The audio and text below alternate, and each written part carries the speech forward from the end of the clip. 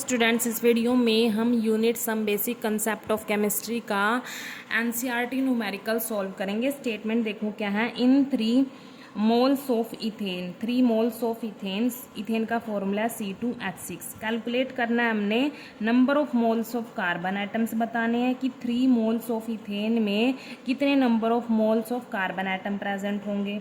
Second क्या बताना है, number of moles of hydrogen atoms बताने हैं। Third, number of molecules of ethane बताने हैं। ठीक है, कि 3 मोल्स ऑफ इथेन में कितने number of molecules of ethane होंगे। ठीक है, तो ये कैलकुलेट करना है। तो हमारे पास यहाँ पर इथेन का फॉर्मूला दे रखा है यहाँ पर C2H6। ठीक है, तो यहाँ पर हमें पता है कि जो 1 मोल है, यहाँ पर ये हमारे पास 1 मोल है। इस 1 मोल ऑफ इथेन में 2 mole of carbon atom present है यहाँ पर, और 6 moles of hydrogen atom present है। ठीक है, तो यहाँ पर फर्स्ट क्वेश्चन सॉल्व कर लेते हैं जो इन्होंने पूछा है। Number of moles of carbon atoms पूछे हैं, यहाँ पर लिख लेते हैं। If 1 mole of C2H6 contains 2 moles of carbon atoms.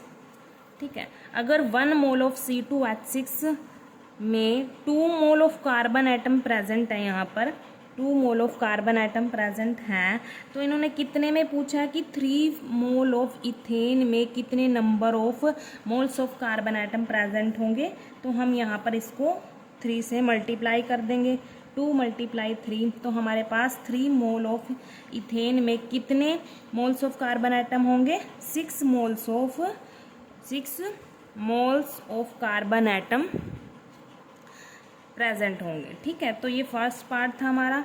Second part देखो क्या है, इन्होंने पूछा number of moles of hydrogen atoms पूछे हैं। ठीक है, तो यहाँ पर भी लिख लेते हैं। अगर if 1 mole of ethane contains, यहाँ पर कितने हैं? 6 मोल्स ऑफ हाइड्रोजन एटम है। 6 मोल्स ऑफ हाइड्रोजन एटम, 1 मोल में कितने हैं? 6 मोल्स ऑफ हाइड्रोजन एटम।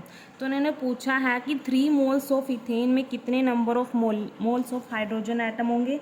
यहाँ पर 3 मोल्स में कितने होंगे? 3 से हम मल्टीप्लाई कर देंगे 6 को, तो हमारे पास 18 moles of hydrogen atom present होंगे। ठीक है, तो 3 मोल्स ऑफ इथेन में कितने प्रेजेंट होंगे? 18 moles of hydrogen atom present होंगे। थर्ड पार्ट क्या पूछा है इन्होंने? Number of molecules of ethane पूछे हैं। क्या पूछे हैं? Number of molecules of ethane. ठीक है, तो हमें पता है कि जो 1 मोल ऑफ इथेन है, 1 मोल ऑफ इथेन है, वो किसके इक्वल होगा? कितने नंबर ऑफ मॉलिक्यूल्स के इक्वल होगा?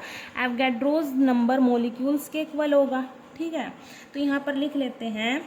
If 1 mole of ethane contains, यहाँ पर तो हमने एटम्स की बात की फर्स्ट 2 पार्ट में, वो तो हमने निकाल लिए कि 2 मोल्स ऑफ कार्बन है, 6 moles of hydrogen atom present है 1 मोल में। लेकिन यहाँ पर अब क्या पूछा है? मॉलिक्यूल्स पूछे हैं।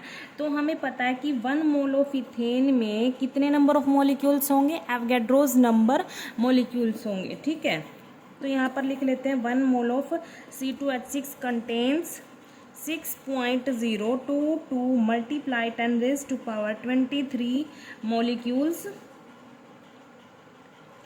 प्रेजेंट होंगे यहाँ पर। ठीक है, एवोगाड्रोस नंबर की यही वैल्यू होती है ना, 6.022 मल्टीप्लाई 10⁻23, ये आपको याद करनी पड़ेगी। ठीक है, 1 मोल ऑफ C2H6 में कितने होंगे? 6.022 मल्टीप्लाई 10⁻23 मॉलिक्यूल्स प्रेजेंट होंगे। तो इन्होंने कितने में पूछा? 3 मोल्स ऑफ इथेन में कितने मॉलिक्यूल प्रेजेंट होंगे इथेन के, वो हम 3 से मल्टीप्लाई कर देंगे। सो 3 में कितने होंगे? 3 से हम इसको मल्टीप्लाई कर देंगे, तो यहाँ पर कितने होंगे? इसको मल्टीप्लाई करेंगे 18.06 मल्टीप्लाई 10⁻23 मॉलिक्यूल्स प्रेजेंट होंगे। ठीक है, तो 3 मोल्स ऑफ इथेन में कितने मोलिक्यूल प्रेजेंट होंगे? 18.06 multiply 10⁻23 molecules of ethane present होंगे। तो आपको यहाँ पर ये मोल कंसेप्ट अच्छे से समझ आना चाहिए, तभी ये क्वेश्चन अच्छे से हो पाएंगे आपको। ठीक है, थैंक यू।